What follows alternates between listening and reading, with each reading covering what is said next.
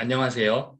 2021년 한국스포츠교육학회 제3차 교육세미나의 사회를 맡게 된 주엽고등학교 교사 이의재입니다.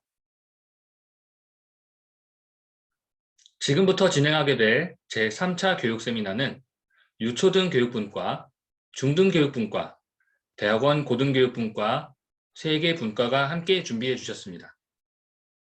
3개 분과 부회장님 및 상임이사님들, 바쁘신 와중에도 3차 교육 세미나를 준비하는 데 협조해 주셔서 감사합니다.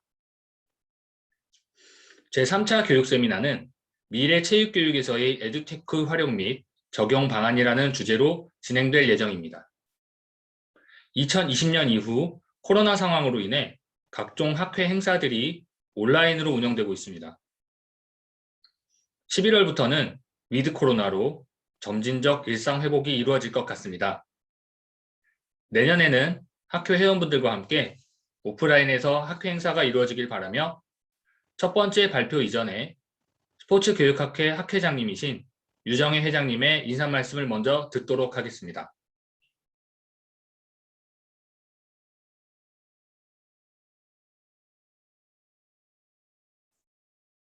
회원 여러분 안녕하세요. 이렇게 정말 좋고 화창한 날씨에 한국스포츠교육학회 제3차 교육세미나를 개최하게 되었습니다.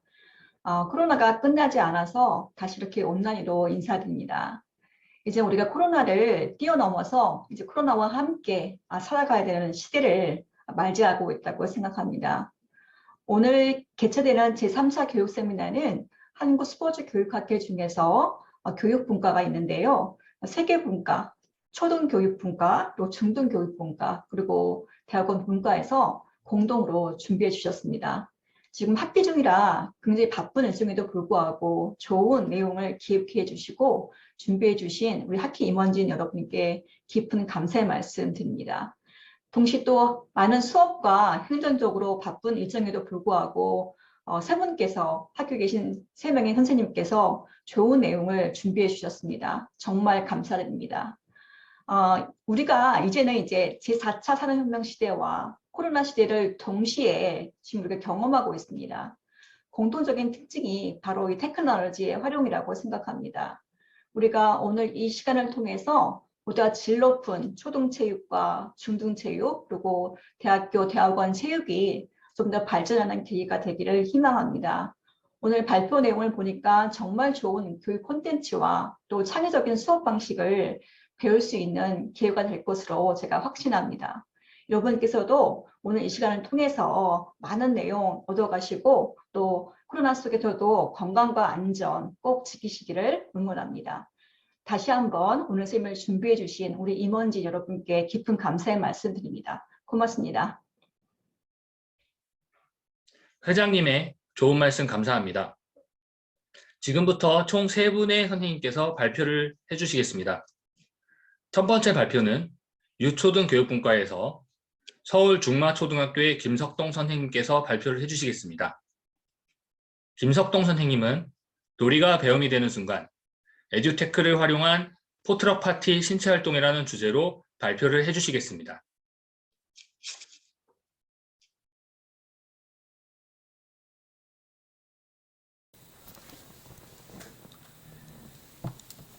안녕하세요.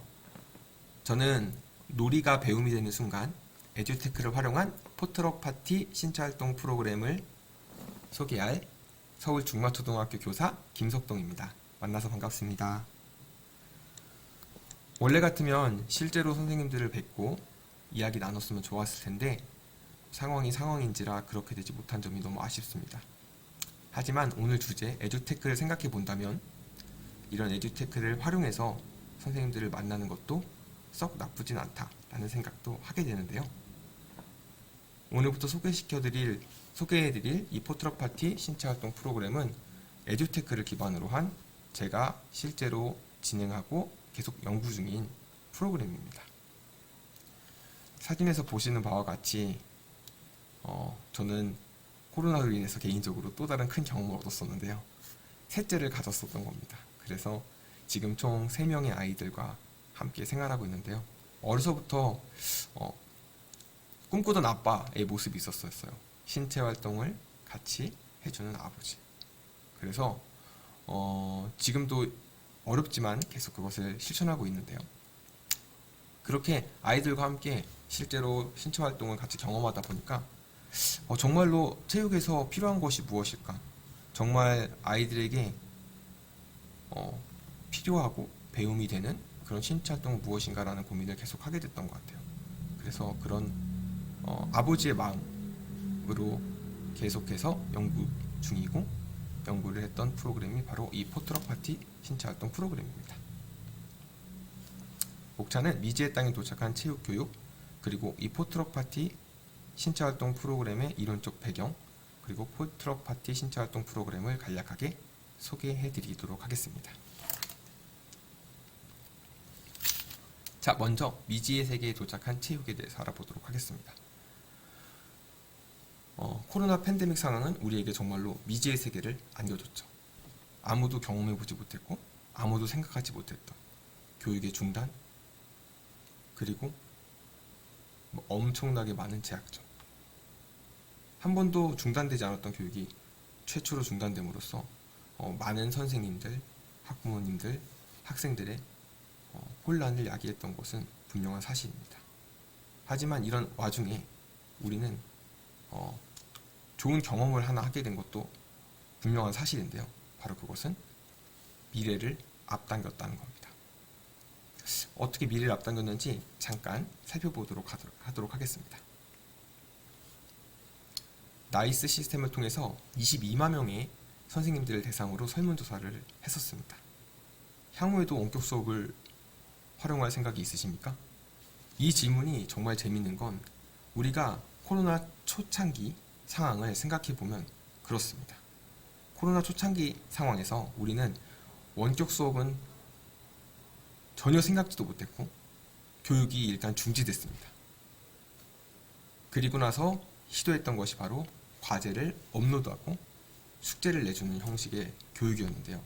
이거 역시 오래가지 못했어요. 많은 문제점들이 있었죠. 교사의 실제감의 부족으로 인한 학생의 참여도의 현저한 저하, 그리고 이러한 과제들이 교육을 대신할 수 있느냐에 교육에 대한 본질적인 질문들을 던지게 됩니다. 그리고 나온 대안이 바로 이 에듀테크의 여러 가지 화상 미팅을 활용한 실제 이 쌍방향 수업이었습니다. 사실 지금은 너무나 당연하게 이루어지고 있는 이 쌍방향 수업이 많은 저항이 있었죠. 와이파이가 안 된다. 교육 기자재가 부족하다.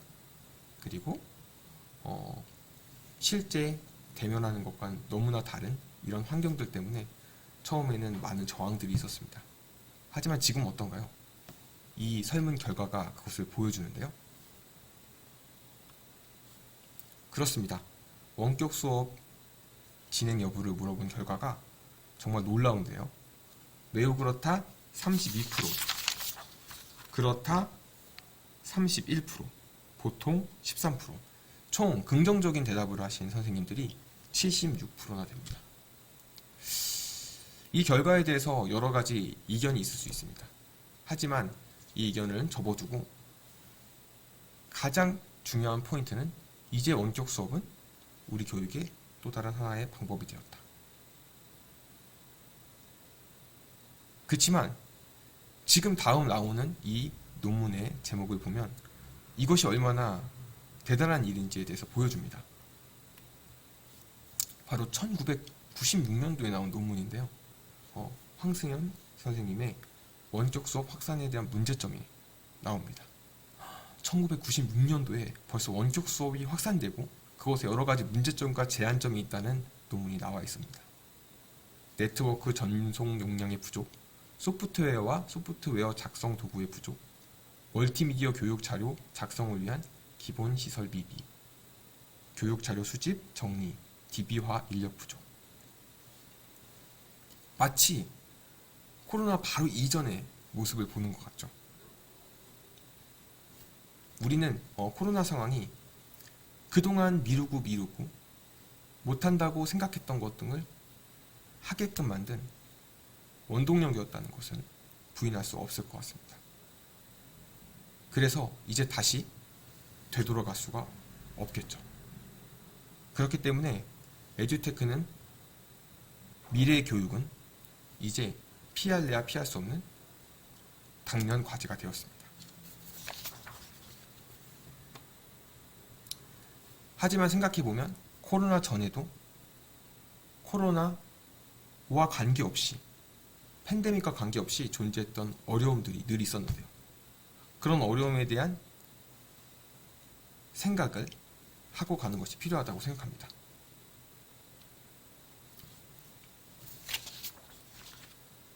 한상모 선생님의 체육 수업을 하는 초등교사의 어려움과 교육적 요구 탐색이라는 논문을 통해서 여러 방면에서 어려움을 겪고 있는 초등체육의 모습을 봤습니다. 환경적인 측면, 우리 코로나 이전에는 뭐가 있었죠? 미세먼지나 이런 것들이 있었죠. 그리고 체육관이 없는 학교도 분명히 존재해서 그런 부분에 어려움을 겪고 있는 선생님들도 분명히 있다고 생각이 듭니다. 그리고 학생들의 입장, 그리고 교사들의 입장에서 우리는 어려움을 겪고 있습니다. 그리고 제가 제일 와닿았던 부분은 바로 이것인데요.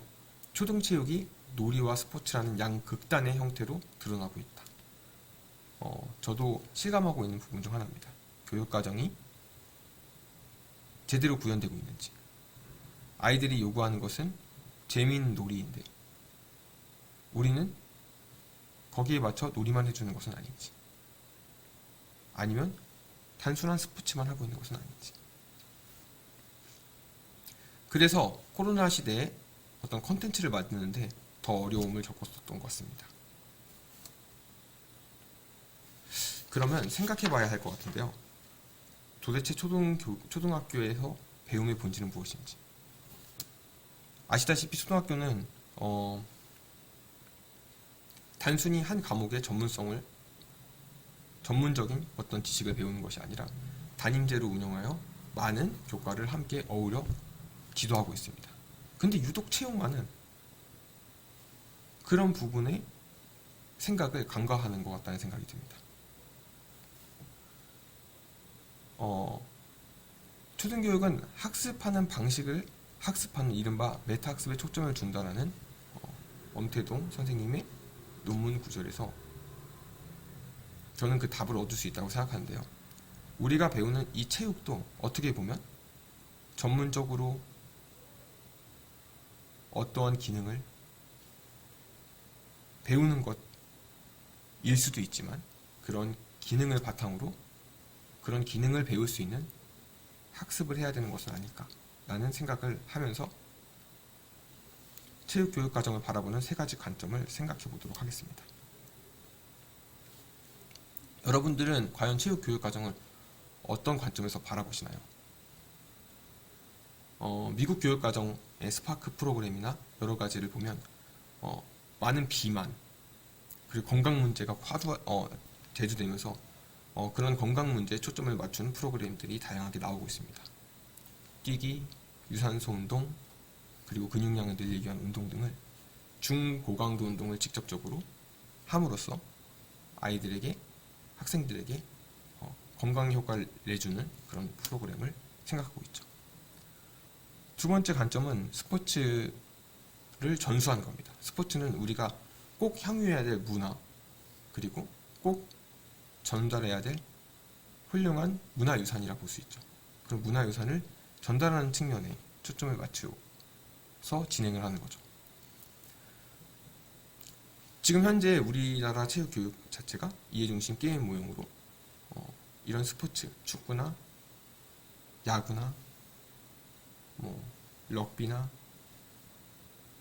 배드민턴이나 이렇게 무슨 어떤 스포츠의 형태를 전략을 이해하고 그리고 그 스포츠를 결국 전수받는 것에 초점이 되어 있다고 느끼고 있습니다. 세 번째는 교육인데요. 승차 활동을 통해서 부수적인 어떠한 가치나 창의력이나 교육적 효과를 얻으려고 노력하는 거죠.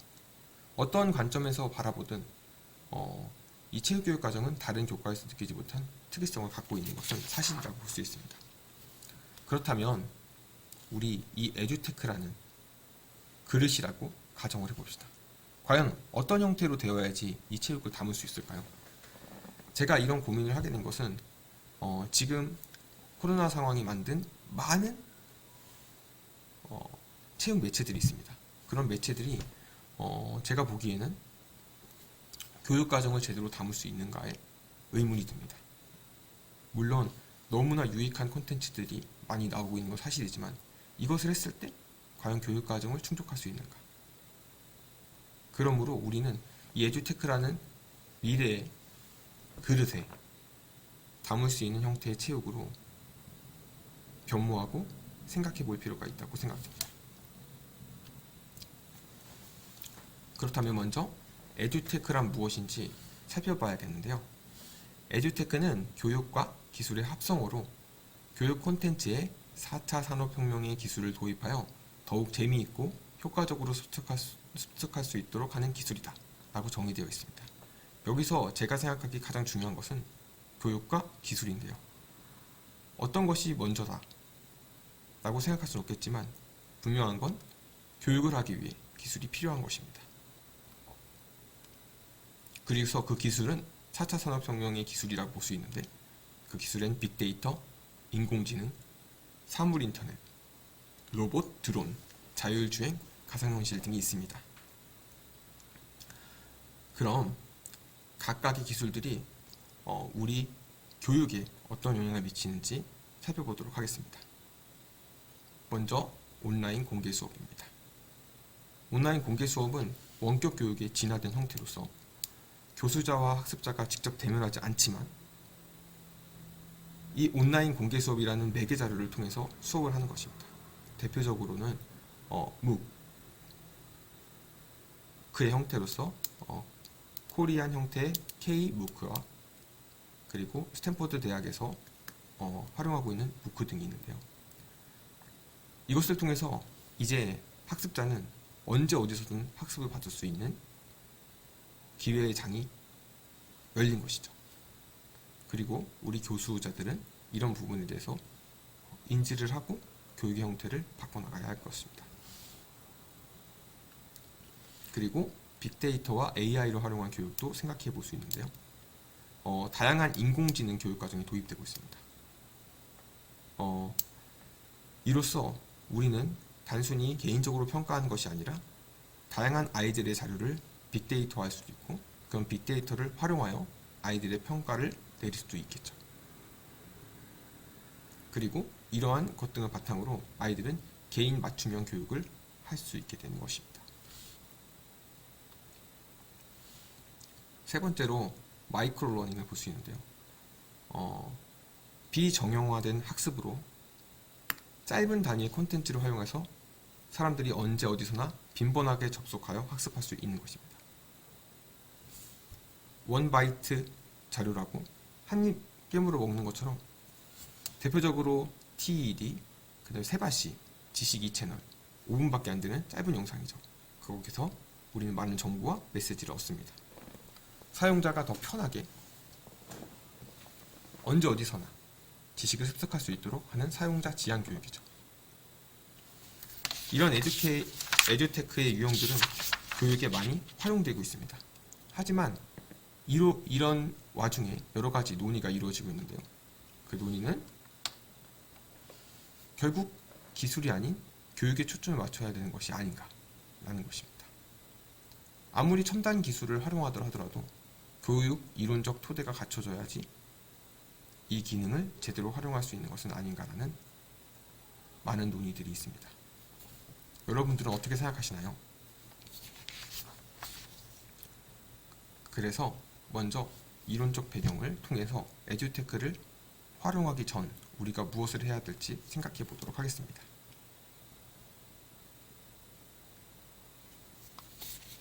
최근 굉장히 강조되고 있는 것 중에 하나가 문해력입니다. 어디서든 문해력의 책을 볼 수 있죠. 4차 산업혁명이 일어나고 먼 미래 교육이 되기 위해서는 단순히 지식을 습득하는 것이 아니라 이 문해력을 길러야 한다고 하는 건데요. 문해력은 다음과 같습니다. 텍스트를 읽고 쓰는 능력. 오늘날에는 지식과 정보를 접근하고 이를 평가, 분석, 소통하여 개인과 사회 문제를 해결하는 능력이라고 볼 수 있습니다. 체육에도 이런 문해력이 있지 않을까? 저는 체육 역시 신체 활동을 통해서 문제를 해결할 수도 있고 사고할 수도 있고 분석할 수 있다고 생각합니다. 그리고 그 가장 기본이 되는 것이 바로 움직임이라고 생각이 드는데요. 이 움직임은 제가 지도했던 아예 학생 중에서 이 말이 이 말 속에서 저는 움직임 교육이 정말 필요하다는 것을 뼈저리게 느꼈었는데요. 피구를 그렇게 좋아하지만 사실 한 번도 던지기를 제대로 배워본 적이 없어서 전 못 던지는 거예요 라고 말했던 친구였습니다. 쟤는 원래부터 잘 던져요. 문해력도 사실 문해력을 지도하게 되는 가장 본질적인 것이 문해력이 이미 갖춰져 있는 학생들도 있어요. 그것이 선행적 경험이든지 가정적 경험이든지 어쨌든 글을 읽고 쓰는 능력을 갖춘 학생들은 계속해서 공부를 잘하게 됩니다. 하지만 그렇지 못한 학생들은 계속해서 힘들어지겠죠. 체육에 많은 수준별 차이가 일어나는 것도 저는 마찬가지라고 생각합니다. 가장 기본적인 문해력과 같은 신체 기본 활동, 펀더멘털 모터 스킬이라고 하는 이 기본적인 활동을 하지 못하게 된다면 계속해서 수준의 차이가 날 수 있고 그리고 그것은 나중에 평생 체육으로 가는 커다란 걸림돌이 될 것이라고 확신합니다. 그래서 저는 이런 신체 활동에 기본적인 신체 활동에 초점을 맞추게 됐고요. 그리고 이런 신체 활동에는 분명 단계가 있다고 생각이 들었습니다. 그래서 이 단계별로 아이들에게 미리 제시하고 내가 어느 위치에 속해 있는지 알게 되고 자발적으로 그 단계에서 다음 단계로 가는 여러 가지 학습의 팁이나 학습의 경험을 교사가 제공해야 되지 않을까라는 생각을 하게 되었습니다. 그리고 이런 와중에 가장 중요한 방법이 바로 놀이이고 에듀테크라는 생각이 들었습니다. 놀이의 목적이 단순한 즐거움이 아니라 배움이라면 결국 우리의 운동장과 체육 시간은 배움의 장이 되어야 되겠죠. 하지만 지금의 플립러닝은 타교과의 플립러닝 방식을 그대로 적용하였기 때문에 문제점이 된다고 볼 수 있습니다. 앞서서 말씀드린 에듀테크에 담을 그릇, 바로 단계별로 학생들이 문해력처럼 사용할 수 있는 이러한 기본적인 신체 활동을 아이들이 자발적으로 배우고 체육 시간에 활용하면 어떻게 될까라는 생각으로 이 프로그램을 진행했습니다. 이 그림을 보고 어떤 향이 나시나요? 한번 볼까요?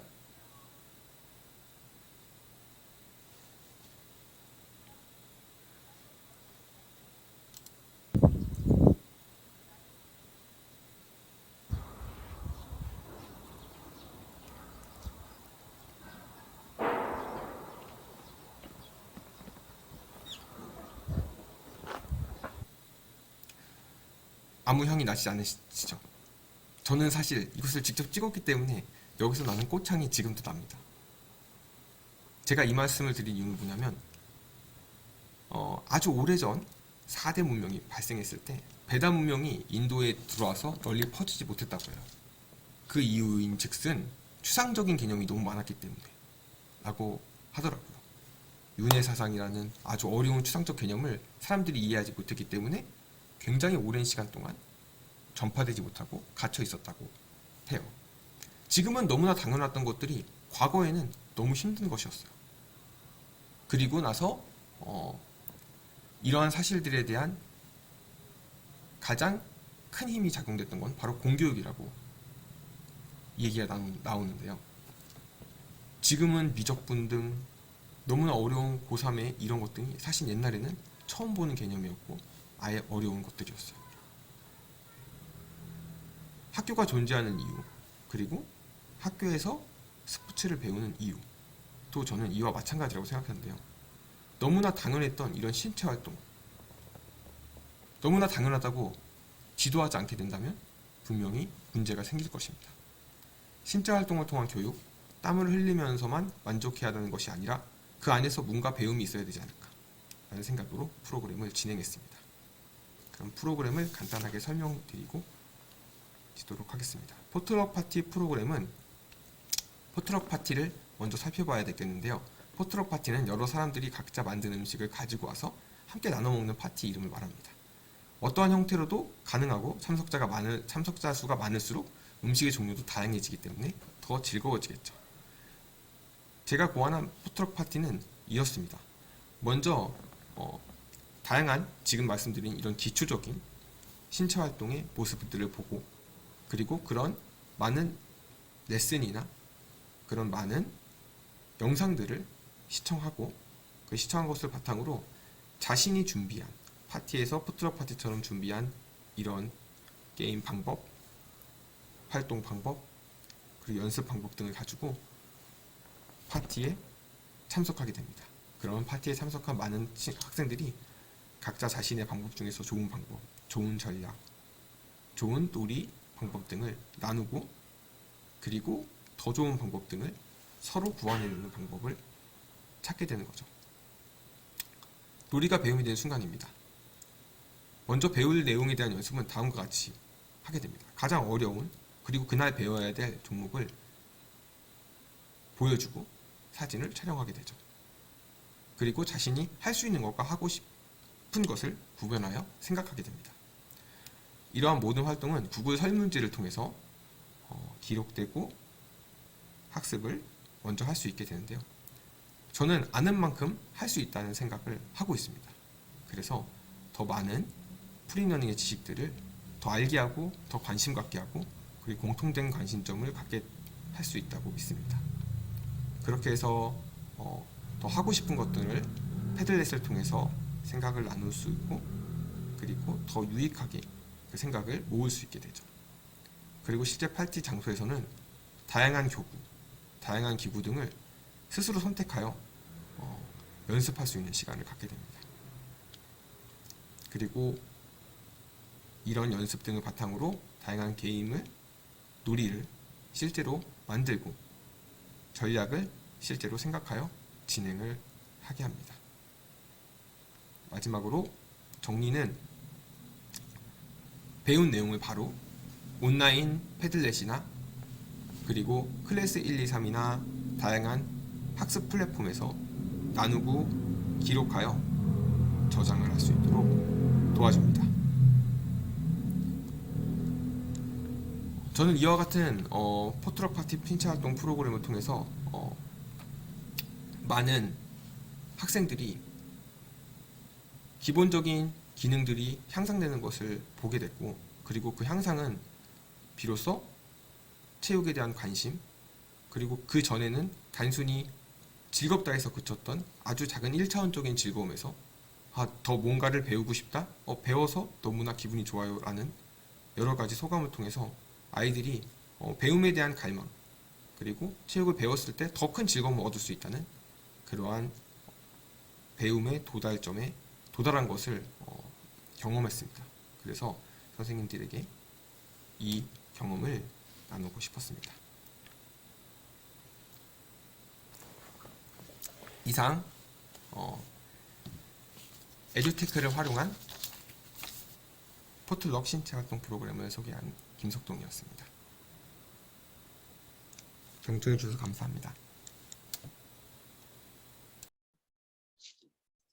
놀이를 통해 배움이 되는 순간이라는 주제로 발표해 주신 김석동 선생님 감사합니다. 에듀테크를 활용한 신체활동 프로그램이라는 재미있고 신선한 주제의 발표였던 것 같습니다. 다음으로는 중등교육분과에서 드론을 활용한 에듀테크 체육 수업 사례라는 주제로 한성과학고등학교 임대환 선생님의 발표가 있겠습니다. 드론으로 어떤 수업을 진행하셨는지 상당히 궁금한데요. 함께 발표를 들어보도록 하겠습니다.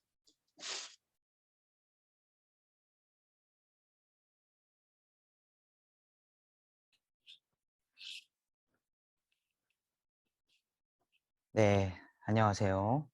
서울 한성과학고등학교에 근무하고 있는 체육교사 임대환입니다. 반갑습니다. 저는 교직 13년 차 교사이고요. 제가 스포츠 교육 학회에서 제 수업을 사례로 발표할 수 있게 되어 매우 영광으로 생각하고 있습니다. 드론을 활용한 에듀테크 체육 수업 사례. 이름은 좀 거창하지만 내용은 아기자기한 드론 수업에 대한 소개를 드리도록 하겠습니다.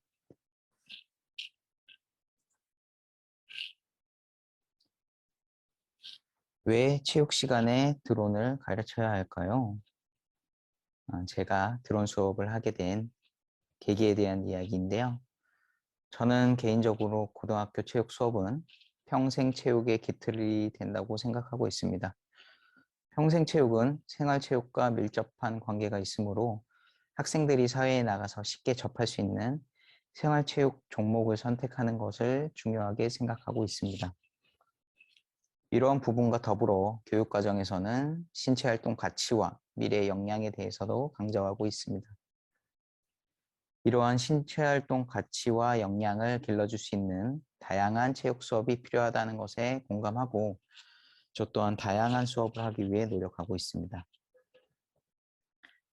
시대가 빠르게 변하고 있습니다. 시대는 변하지만 체육은 시대와 상관없이 신체 활동을 하는 과목이기 때문에 크게 신경 쓰지 않아도 된다라고 생각하시는 분들도 있겠지만 시대에 발맞춰 나가는 것은 학생들을 위한 일이며 체육교육 발전을 위해 꼭 필요하다고 할 수 있습니다.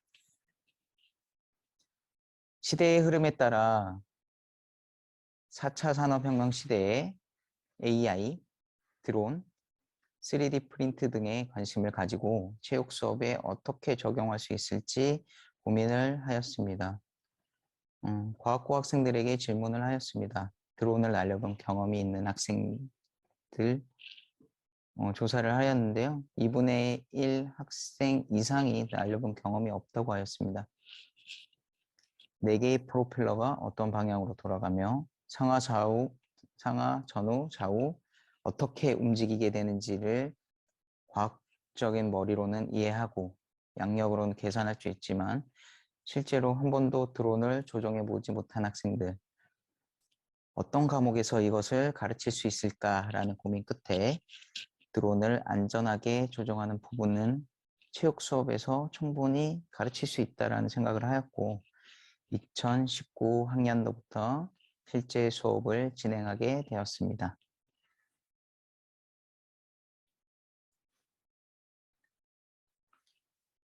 다음은 드론, 무엇을 어떻게 가르칠 것인가에 대한 것인데요. 드론을 가르치기 전에 깊게 생각해야 될 문제가 있었습니다. 과연 드론은 스포츠인가에 대한 것이었는데요. 이와 비슷한 종목인 e스포츠와 바둑에서 그 답을 찾아보았습니다. 지속적으로 스포츠의 범주 안으로 들어오려고 노력하는 e스포츠와 바둑은 신체 활동뿐만 아니라 뇌의 활동 또한 스포츠로 인정되어야 한다고 이야기합니다. 시대가 변함에 따라 이러한 종목들도 스포츠의 범주 안에 포함시키는 것이 맞다라는 의견이 많아진 것이 사실입니다. 드론 비행은 바둑과 e스포츠보다는 손가락의 미세 조정 능력에 의해 드론이 정교하게 움직이고 장애물을 통과하며 경주의 형태를 띠고 있기 때문에 더욱 스포츠에 가깝다라는 생각을 하였습니다. 그렇다면 체육 수업에서는 드론의 어떤 부분을 가르쳐야 하며 어떤 부분까지 가르칠 수 있을까를 고민하였습니다. 그 범주에는 드론 만들기, 영상 찍기, 코딩으로 군집 비행하기 등 체육의 본질적인 부분은 아닌 것 같아 다른 과와 융합 수업을 하면 좋겠다는 생각을 하였고 드론을 조종하는 방법과 드론의 안전에 관한 부분이 체육에서 가르치기 가장 적합하다고 생각을 하였습니다.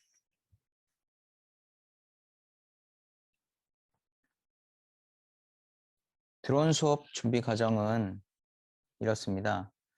먼저 드론에 대해 알지 못하였기 때문에 막연하게 드론 수업을 해보고자 했기 때문에 수업 전문성 향상을 위해 자격증 취득이라는 노력을 하였고 학교 상황에 맞추어 수업 구상을 하였습니다.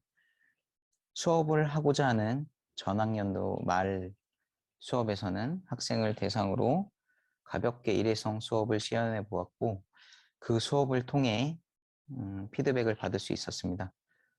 본격적인 수업 계획과 평가 계획서를 작성하고 2019학년도 실제 수업을 진행하였습니다.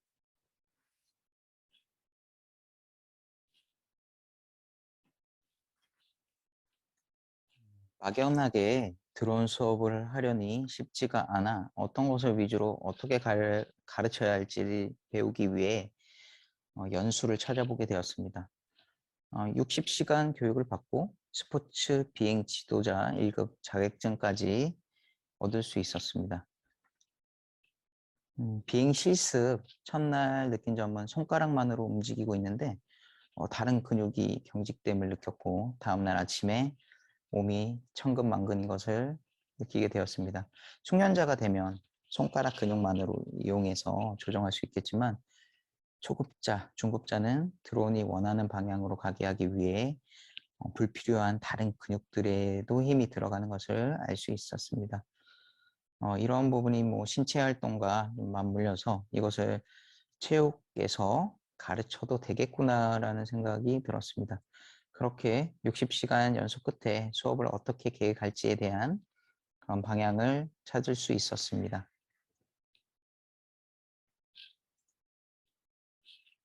다음은 학교 상황에 따른 수업 구상입니다. 한성과학고등학교는 수학, 과학을 좋아하는 학생들로 구성되어 있으며 서울에 위치하고 있어 야외에는 비행 금지 구역으로 드론을 날릴 수 없습니다. 그래서 체육관 수업을 해야 하고요.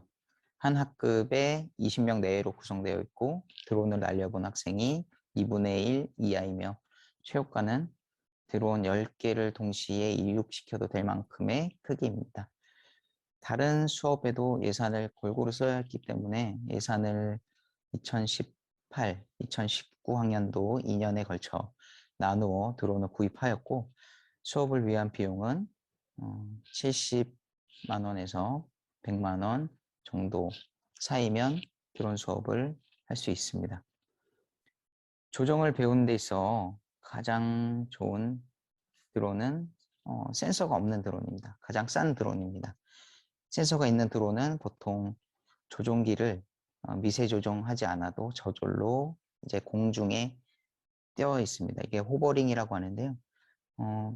조정을 하지 않아도 저절로 떠 있기 때문에 조정 연습하는 데는 그리 좋지 않습니다. 그래서 시마라는 회사에서 나오는 가장 보편적인 완구용 드론을 구입하였고 배터리가 많이 닳고 빨리 닳기 때문에 배터리를 많이 구매하였습니다. 그러고는 2019학년도 준비를 위해 2018학년도에 샀던 드론으로 학년 말 좀 어수선한 기간에 1시간 정도 학생들이 드론을 날릴 수 있도록 준비하여 수업을 해보았습니다. 문제가 발생하는 부분이 배터리 충전이었고 충전 시간이 길므로 용량이 큰 배터리를 더 넉넉하게 사는 것이 필요하였습니다. 또한 조종기와 드론 사이의 전파 간섭이 문제였는데 같은 모델의 완구를 여러 대 사다 보니 타이밍에 따라 내 앞에 드론이 아닌 다른 드론에 연결될 수 있으며 자신도 모르는 사이에 드론이 하늘로 솟구치는 경우도 있었습니다. 그렇게 피드백을 통해 수업을 더욱 완성도 있게 계획하기 위해 노력하였고 2019학년도 평가계획서는 보시는 바와 같습니다. 첫 수업이었기 때문에 20%의 점수를 도전 활동으로 드론 수행 평가를 실시하였고 조종기와 드론 연결, 드론 이륙, 공중 정지 상태 조종, 전후좌우 조종, 플립, 정확한 위치 착지 이렇게 평가 기준을 마련하였습니다. 몇 가지 충족하는지에 따라서 수행 평가를 실시하게 되었습니다. 2020학년도에는 장애물을 통과하여 이륙에서 착지까지 시간을 평가하는 것을 더해서 수행평가를 구성하였지만 코로나19로 인해 대면 수업이 힘들었기 때문에 시간평가는 삭제하는 것으로 하였습니다.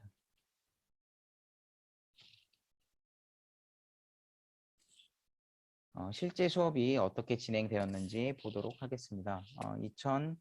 2019학년도 수업입니다. 학생들이 많은 흥미를 가지고 즐겁게 참여하였습니다.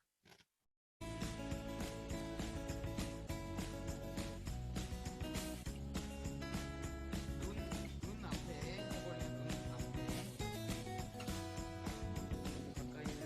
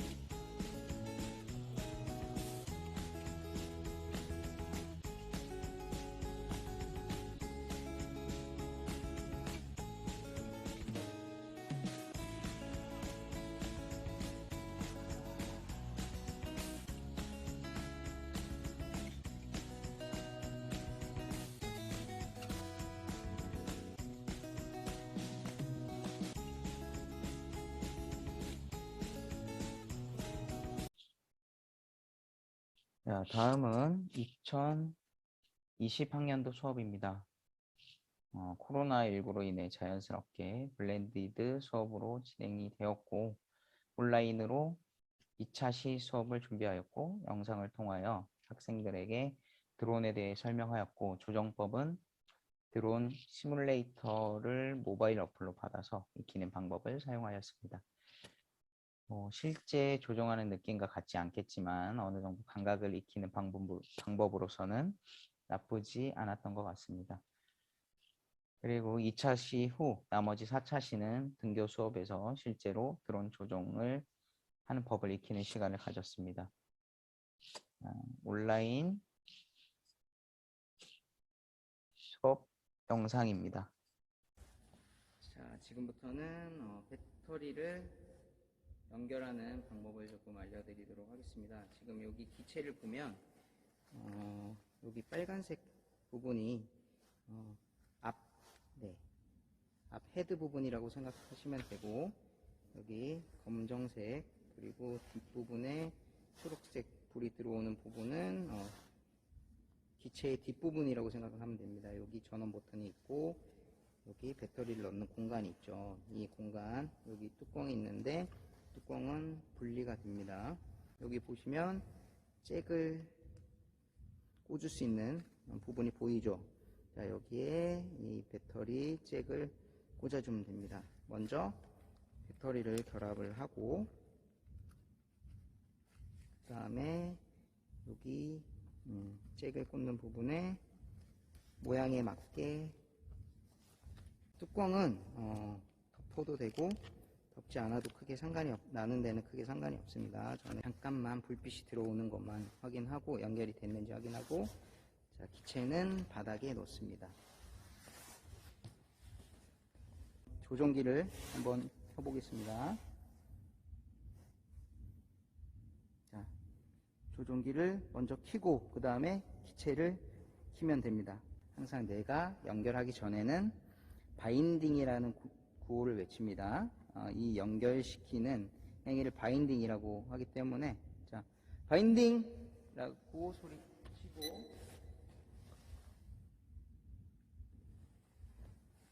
자, 저기 불이 깜빡이고 있죠. 불이 깜빡이고 있는 기체는 아직 연결이 된 것이 아닙니다. 여러분 시마 여기에서 나온 드론은 위로 왼쪽 스로틀을 올렸다가 내려주면 지금 연결이 된 겁니다. 자, 깜빡이던 불이 깜빡이지 않고 들어왔죠. 그러면 여기 이제 아래 위로 올릴 수 있는 스로틀이라는 스틱을 이렇게 올려보면 기체가 올라감을 확인할 수 있습니다.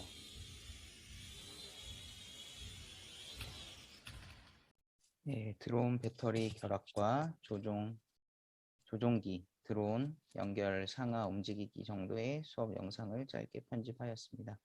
이 영상을 보시면 학생들에게 드론 비행을 어떤 식으로 가르치는지에 대해서 조금은 알 수 있을 듯 합니다.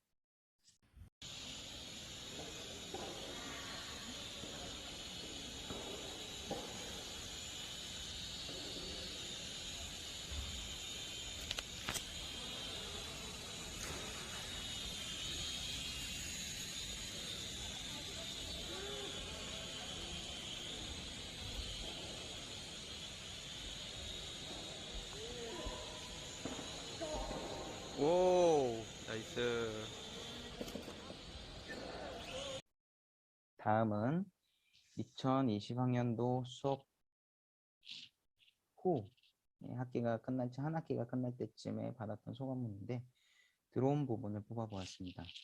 내가 원하는 방향으로 조종하여 비행하는 짜릿함과 정확하게 마커 안에 드론을 착지시켰을 때의 성취감, 과학을 전공하는 학생으로서 필요한 부분이지만 생각지도 못한 체육 수업 시간에 배우게 되었다는 것에 대한 신기함이 소감문에 표현되어 있습니다.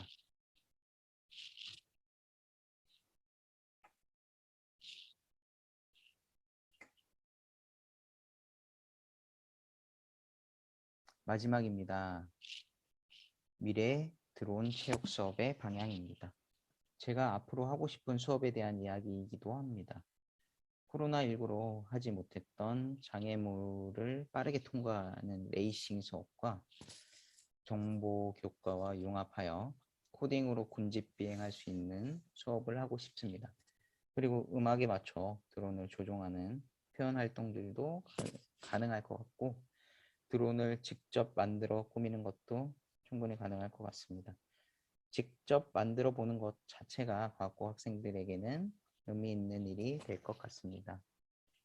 마지막으로 수도권, 특히 서울은 거의 비행 금지 구역이라 신고를 하지 않으면 드론을 띄울 수가 없습니다. 하지만 이런 법안 통과로 교육 목적 고도 20m 이내의 드론이 비행 가능하다면 앞으로 드론 수업은 크게 활성화될 수 있을 것 같다는 희망을 가지며 발표를 마무리하도록 하겠습니다. 감사합니다.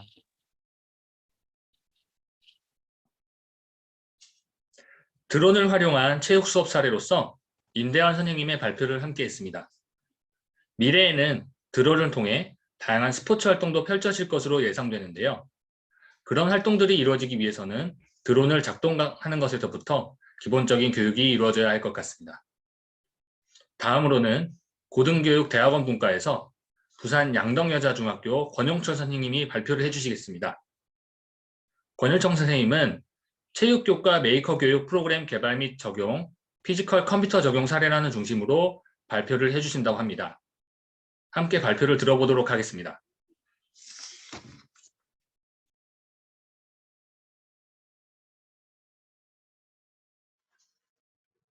안녕하십니까.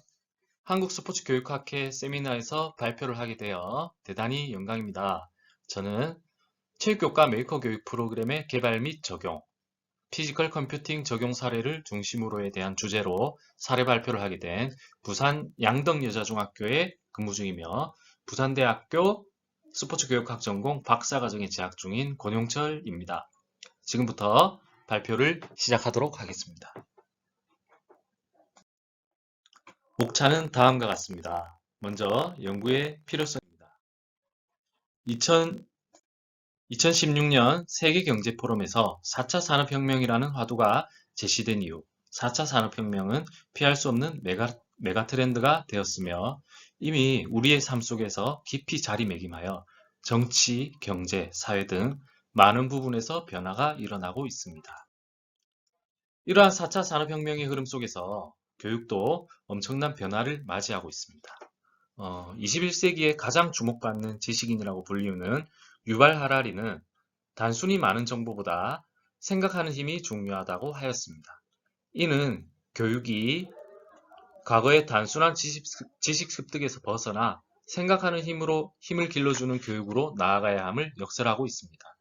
이처럼 교육에서도 점차 패러다임이 변화하고 있습니다. 이러한 급격한 변화의 흐름 속에서 우리는 학생들에게 무엇을 그리고 어떻게 가르쳐야 하는가에 대한 의문을 가지게 됩니다. 많은 교육 전문가들이 학교에서 가르쳐야 할 교육 내용으로 4C를 제시하고 있습니다. 4C는 창의력, 소통 능력, 협업 능력, 비판적 사고 등에 해당되며 이처럼 미래 사회에는 단순한 지식 전달보다 4C와 함께 창의 융합 역량과 같은 생각의 힘을 길러주는 교육이 그 어느 때보다 중요시 되고 있습니다.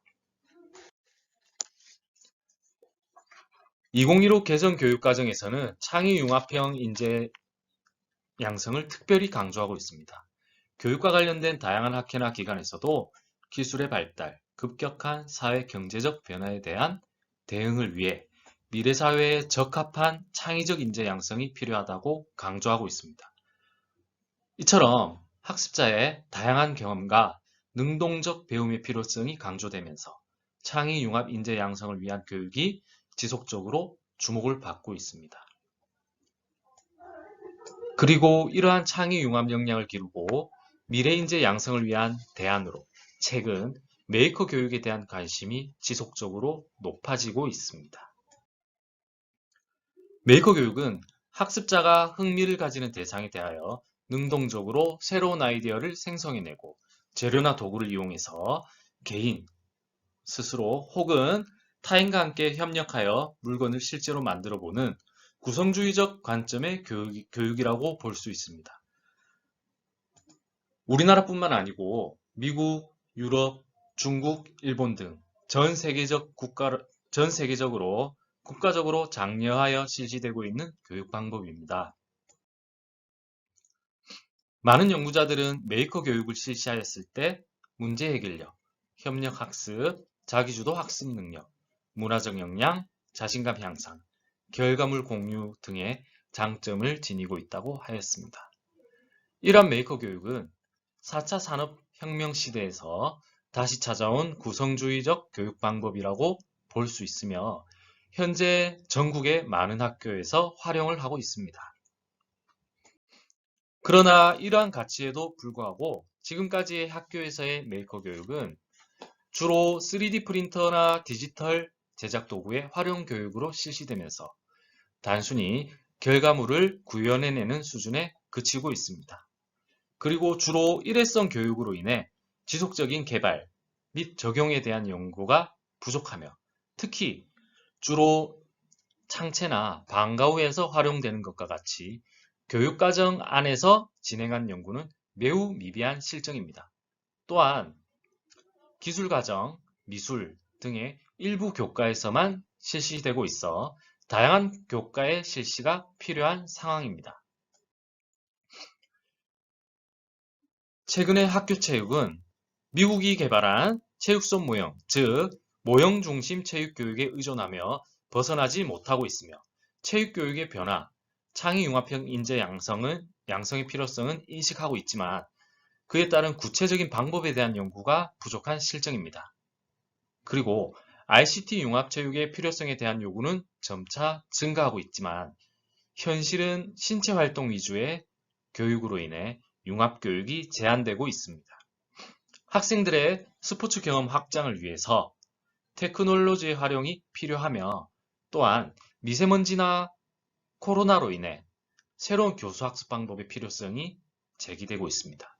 그리고 창의 융합 역량 함량을 위한 프로그램의 개발 등 구체적인 시도가 필요한 실정입니다. 따라서 본 연구에서는 미래 사회에 필요한 생각하는 힘을 길러주는 교육을 위한 방법으로 체육교과, 정보, 기술 등의 교과 융합을 통해서 메이커 교육을 시도할 수 있는 프로그램을 직접 개발하고 적용을 하였습니다. 특히 정보교과 및 기술교과에서 자주 활용되는 기계와 사람 간의 상호작용이 가능한 아두이노 보드와 다양한 센서들, 즉 피지컬 컴퓨팅 도구들을 활용해서 체육교과 메이커 교육 프로그램을 개발하고 적용을 하였습니다. 이러한 피지컬 컴퓨팅을 우리 체육교과에 기록도전에 적용한 이유는 다음과 같습니다. 아두이노와 센서의 경우에는 정보교과에서 이미 활발하게 다루고 있는 피지컬 컴퓨팅 도구여서 접근이 매우 쉽습니다. 그리고 개발하고자 하는 레이저 사격 판매용 제품들은 실제 판매용 제품의 경우에는 한 세트당 수백만 원에 달하고 대여 비용도 1회 수십만 원에서 100만 원이 넘어가는 등 학교 현장에서 활용은 매우 비현실적인 실정입니다. 반면 메이커 교육 프로그램을 통해서 개발하고자 하는 교수학습 자료는 한 세트당 5만 원 정도의 제작비가 들어서 매우 저렴하며 학교에서도 충분히 활용이 가능할 것으로 예상됩니다. 또한 기존 사격 수업은 실제 비비탄과 같은 총알을 활용하므로 매우 위험하고 정확도가 떨어져서 타당하고 신뢰로운 평가가 어려웠습니다. 반면에 개발된 교수학습 자료, 즉 개발된 제품은 레이저의 정확도가 높아서 타당하고 신뢰로운 평가가 가능해졌습니다. 또한 무엇보다도 자신이 직접 만든 결과물들을 활용한 신체 활동을 실시하기 때문에 동기나 흥미 유발에 매우 유리하다고 볼 수 있습니다. 다음은 개발 과정입니다. 연구를 통해 개발한 교수학습 자료로 학교에서 많이 활용되는 아두이노와 센서들을 통해 레이저건, 레이저 인식 표적을 제작하였습니다. 그리고 이와 함께 활용 가능한 학습지 및 매뉴얼 등의 보조 자료도 함께 개발하였습니다. 먼저 제작된 결과물을 이용해서 어떻게 실제로 구현이 되는지 영상을 한번 보도록 하겠습니다.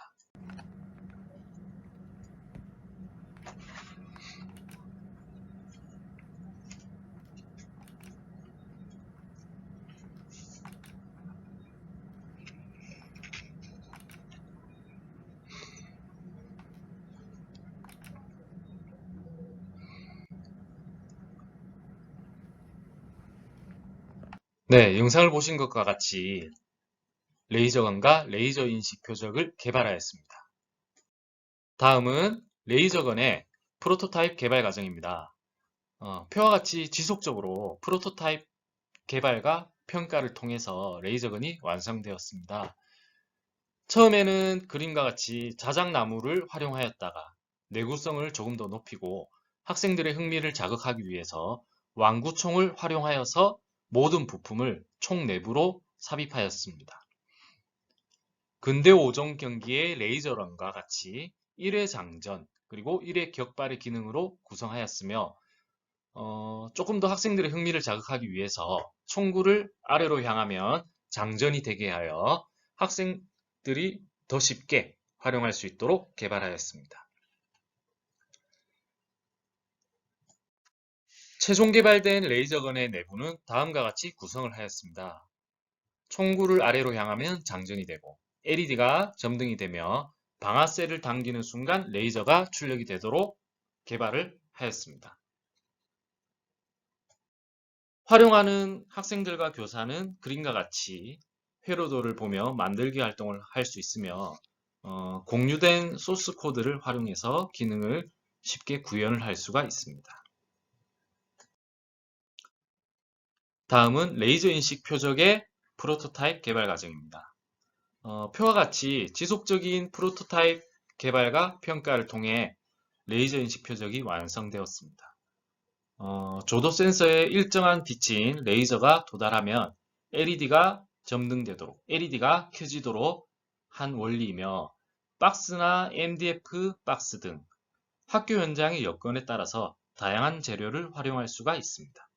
근대 5종의 레이저 사격과 마찬가지로 5회 명중시키면 깜빡거리면서 전멸하다가 리셋하도록 구성을 하였습니다. 화면에서 보이는 것과 같이 다소 복잡하였지만 최종 개발된 제품에는 학생들과 교사들이 보다 활용하기 쉽도록 단순화하여 제작할 수 있도록 만들었습니다.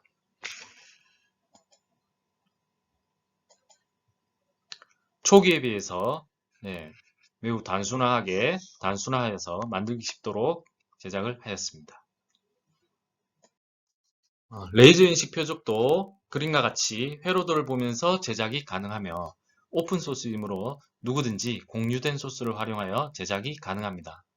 그리고 레이저 가공 장비를 보유하고 있지 않은 학교에서는 재활용 박스를 활용하거나 학생들이 창의적으로 표적을 만들 수 있도록 수업을 설계할 수 있습니다. 지금 화면에서 보시는 그림은 레이저 가공기를 보유한 학교에서 출력할 수 있는 그 레이저 인식 표적의 케이스 도면입니다. 이와 같이 출력을 하면 보다 완성도가 높은 레이저 인식 표적을 제작할 수 있습니다. 주 자료인 레이저건과 레이저 표적 이외에도 수업 보조 자료로 학습지를 개발하여서 수업에서 도움이 되도록 제공하였습니다. 그리고 또 보조 자료로 매뉴얼을 제작하였습니다. 매뉴얼은 출력물 형태와 동영상 형태가 있습니다. 출력물은 PDF 파일 형태로 만들어서 공유할 수 있도록 하였습니다. 동영상 매뉴얼의 경우에는 보다 많고 자세한 제작 정보를 알리기 위해서 제작하였는데 영상별 URL과 QR코드는 화면에서 보시는 바와 같습니다.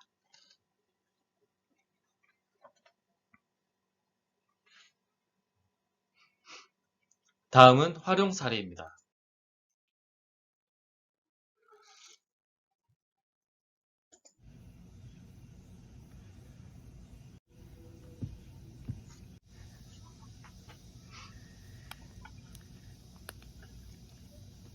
실제로 이 영상은 지금 현재 유튜브에서 탑재되어 있어서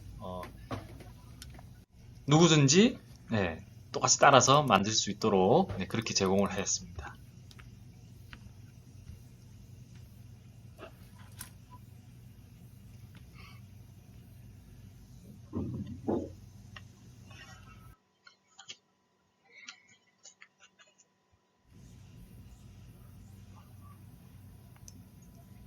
실제로 이 영상을 보고 많은 체육 선생님들께서 실제로 레이저건을 만드셨다고 들었거든요.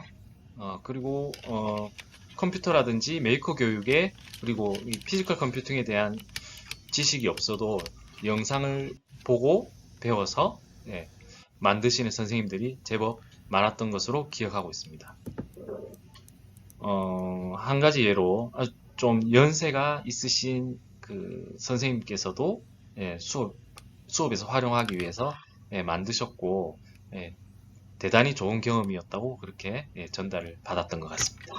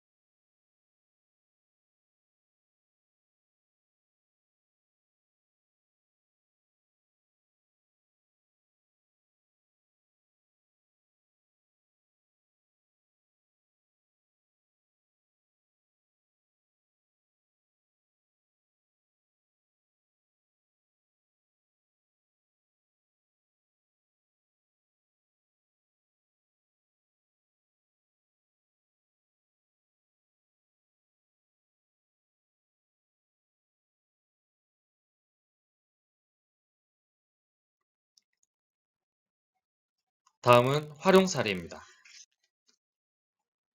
학교 여건에 따라서 적은 시수로도 활용이 가능한 낮은 수준과 많은 시수를 필요로 하는 높은 수준의 메이커 교육을 진행할 수 있습니다. 이 두 가지 수준은 모두 만들기 활동 후 결과물을 활용해서 신체 활동을 실시하는 것에 공통점이 있지만 이러한 그 기술, 테크놀로지의 원리에 대해 얼마나 깊이 배우느냐에 따라서 그런 차이점이 있습니다. 활용을 위한 교수학습 지도 계획은 다음 표와 같습니다. 수업 초반부에는 오리엔테이션을 실시하고 피지컬 컴퓨팅 도구들의 원리를 학습하고 또 이어서 만들기 활동을 시작하게 됩니다.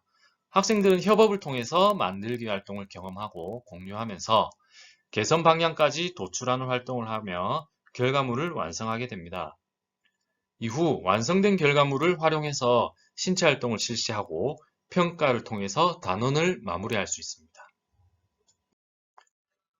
현재는 연구가 진행 중인데도 불구하고 전국의 많은 선생님들의 요청에 의해서 많이 활용되고 있습니다.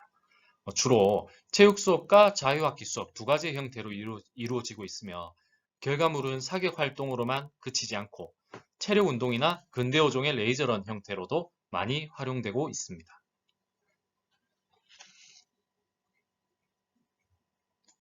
지금 보시는 그림은 사진은 중학교 자유학기에서 활용한 사례입니다.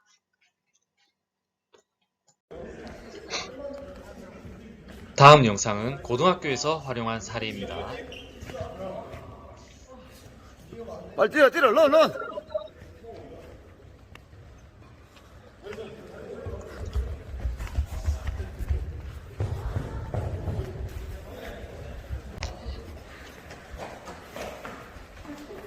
지금 보시는 장면은 이 지도하신 선생님께서 수업 초반부에는 사격 활동을 진행을 하고 그 이후에는 레이저런으로 활용을 했는데 선생님 말씀으로는 신체 활동을 꺼려하는 고3 학생임에도 불구하고 정말 즐겁게 적극적으로 참여하였고 학생들이 이렇게 달리는 것을 정말 오랜만에 보았다고 하셨습니다. 이 수업을 통해서 학생들에게 동기유발 및 신체 활동에도 효과가 있음을 확인할 수 있었습니다. 자, 마지막 도끼 입은 사람이 두 발까지 맞추고 끝내야 끝납니다. 허재원 출발. 인문계 고3 학생들인데 정말 열심히 런. 달리고 있죠. 강호희.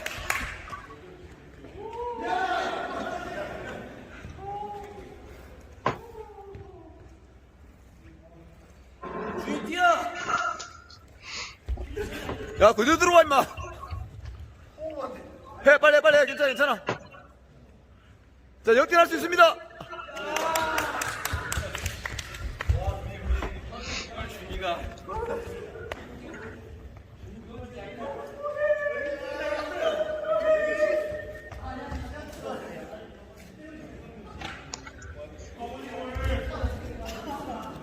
자, 다음은 활용 효과입니다. 아직도 적용을 위한 연구가 진행 중이며 지금까지의 적용 사례를 통해 다음과 같이 효과를 확인할 수 있었습니다. 개인적 차원으로는 흥미와 동기유발을 통해서 신체 활동이 촉진되며 계속되는 만들기의 실패를 극복하고 지속적인 참여와 도전을 이끌어낼 수 있었습니다. 또 스포츠 관련 과학적 지식을 함양할 수 있는 계기가 되었습니다. 사회적 차원으로는 학습 과정과 결과에 대한 소통, 공유, 나눔을 할 수 있는 기회가 되었으며 만들기 활동에서의 실패를 동료들과 함께 극복해 나가는 과정을 통해 협력해서 문제를 해결하는 능력이 신장됨을 확인할 수 있었습니다. 또한 교과학습 차원에서는 안전한 교수학습 자료로 활용이 가능하며 미세먼지 상황에서도 유용한 교수학습 자료로 활용이 가능할 것으로 기대되었습니다. 또 학습자가 만들기 과정을 통해 스스로 지식을 구성하는 것처럼 구성주의 교육을 실현할 수 있었습니다. 이상으로 발표를 마치겠습니다.